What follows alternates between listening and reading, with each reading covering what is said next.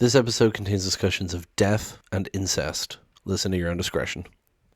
It is Monday, the 28th of April, 2025. My name is Pigeon Rose, and this is my song of the day.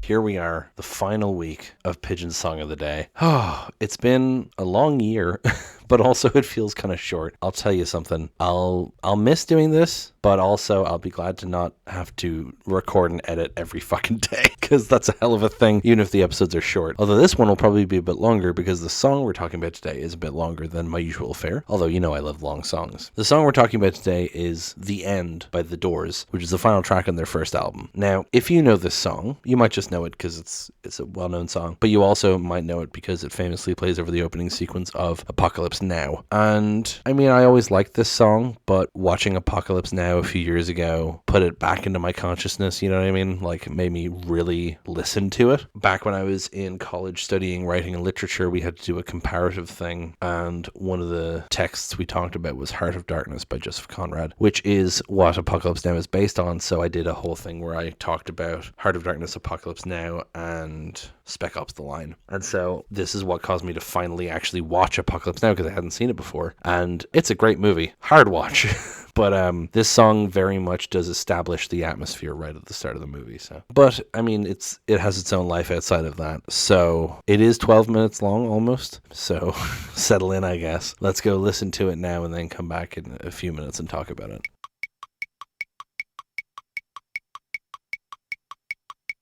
And that was The End by The Doors. Oh, that song is a trip from start to finish. What's wild to me is that song was recorded all in studio, no overdubs. I believe the recording that ended up on the album was the second take they did. They performed the whole song through, no overdubs at all. Wild for a song like that. I really love, I mean, this is true of a lot of long songs for me. I love the way it kind of varies between being kind of slow and calm, and well, it kind of mostly has a consistent tempo throughout, but it starts off really calm, it flares up and then calms back down again, and then flares up again. It's got this whole up and down thing that really keeps you engaged throughout the 12 minutes, you know. Now, apart from Apocalypse Now, this song is also famous for the spoken word bridge. We'll get there. It's a weird thing. But in terms of what the song is about, it's a bit vague. Apparently, Jim Morrison, the lead singer of The Doors, if you somehow don't know that, started writing this song about a breakup with his ex-girlfriend, but then they kept performing the song at Whiskey A Go-Go, and it just turned into a longer song, and the lyrics kept going into odd places, and that's what eventually led to the 12-minute version that ended up in the album. So it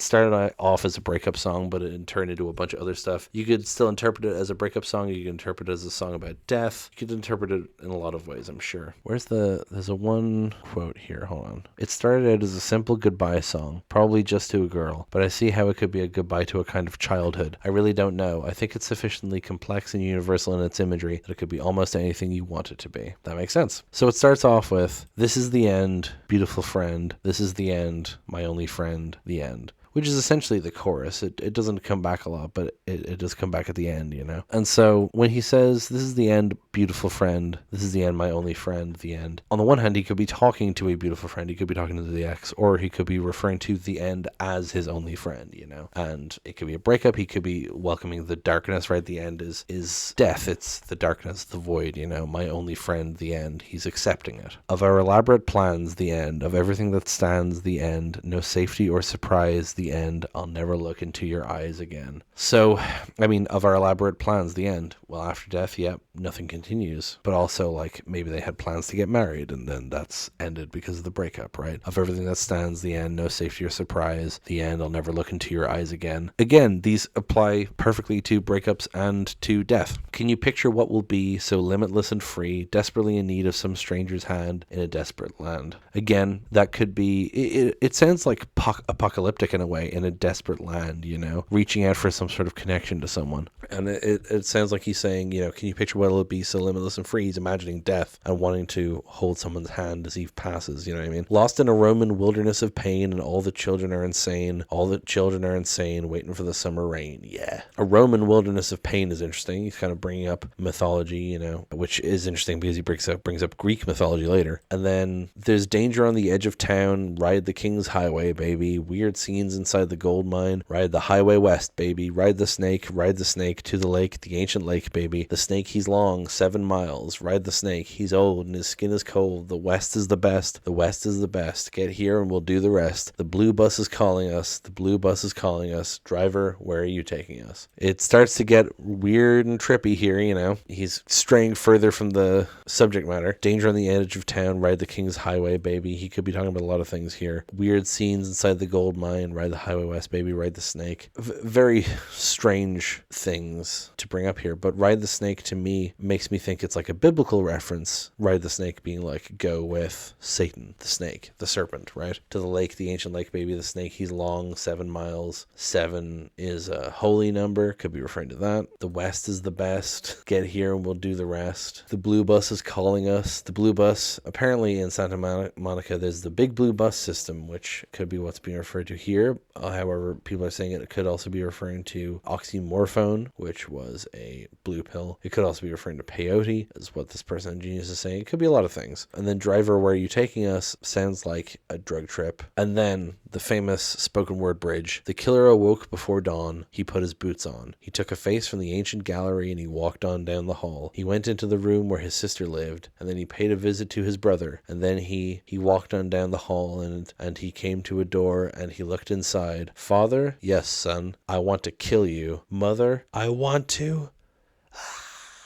He screams there, although the intention is that he yelled out, fuck you, as in I want to fuck you, but it's obscured by a scream in the recording. So, the killer awoke before dawn, he put his boots on. Someone in Genius compared this to soldiers putting on their boots. Interesting. He took a face on the ancient gallery and he walked on down the hall. He went into the room where his sister lived, and then he paid his brother a visit, and he walked on down the hall and he came to a door and he looked inside. Father, yes, son, I want to kill you. Mother, I want to fuck you. Very much all of this brings to mind Oedipus Rex. Oedipus Rex famously was prophesized to kill his own father and sleep with his own mother. He said, fuck that, I don't want that to happen, so I'm going to abandon my parents. But it turns out those were not his real parents, and he kills a vagabond on the road who turns out to actually be his father, and then he marries a queen who turns out to be his mother. It's a whole thing. And so this sort of rambling thing here with father, I want to kill you, mother, I want to fuck you, is like playing into the Oedipus mix, playing into the Oedipus myth, but specifically the Freudian interpretation of men wanting to fuck their own mothers. But of course, what people forget about Oedipus is that he didn't want this, and when he found out that he did it, he gouged his own eyes out. It's not he wasn't willingly attracted to his mother, So there's a whole lot of interpretations about this verse. Personally, I think Jim Morrison was just kind of rambling on as he does, but there's some quotes on Wikipedia. He wasn't saying he wanted to do that to his own mom and dad. He was reenacting a bit of Greek drama. It was theater, Ray Manzarek said, who's the keyboard player of the Doors. And then there's a different bit from John Densmore's autobiography. John Densmore was the drummer. I gotta say, by the way, I love the drumming in this song. Very restrained. I love it. At one point, Jim said to me during the recording session, and he was tearful, and he shouted in the studio, does anybody understand me? And I said, yes, I do. And right then and there, we got into a long discussion, and Jim just kept saying over and over, kill the father, fuck the mother. And essentially it boils down to this: kill all those things in yourself which are instilled in you and are not of yourself. They are alien concepts which are not yours. They must die. Fuck the mother is very basic, and it means get back to essence. What is reality? What is? Fuck the mother is very basically mother birth, real. You can touch it. It's nature. It can't lie to you. So what Jim says at the end of the Oedipus section, which is essentially the same thing that the classic says, kill the alien concepts, get back reality. The end of alien concepts, the beginning of personal concepts. I think that's a strange interpretation of the song, but if it's some sort of metaphor for this kind of enlightenment, sure, why not? It was 1967. People said weird shit. And then we get this whole section of come on baby, take a chance with us. Come on baby, take a chance with us. Come on baby, take a chance with us, and meet me at the back of the blue bus, doing a blue rug on a blue bus, doing a come on, yeah. And then he just starts going fuck, fuck, fuck.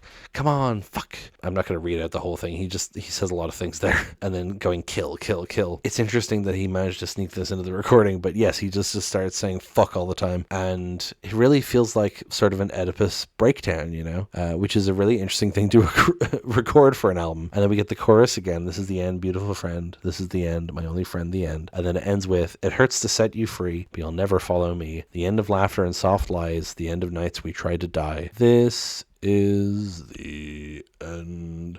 Very strange and rambling song. Like I said, could be about death, could be about a relationship, like a breakup, could just be about Oedipus. God only knows. Some people want to make this song about the Vietnam War because of Apocalypse Now. I don't think that really factors in here too much. I think that's more just wanting to fit it because of the movie. But yeah, I really like this song. I really love how it's composed. It really feels kind of freeform, but it all works together really well, despite how strange the bridge is. And that's going to be it for this episode. Thank you so much for listening. Please hit like, hit subscribe, leave a comment down below. Tell me what you think. Tell other people about this show. Thank you so much for listening, and I will talk to you tomorrow. Break it down.